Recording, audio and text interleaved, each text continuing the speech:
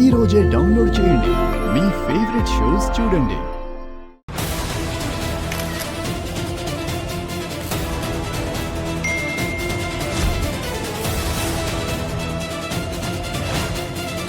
Shiva vets బిందునా?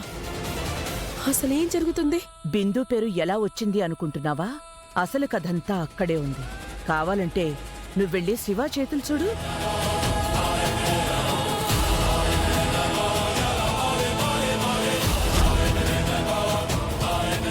Shiva లేకపోతే నాకు అసలు ఈ జీవితమే వద్దు.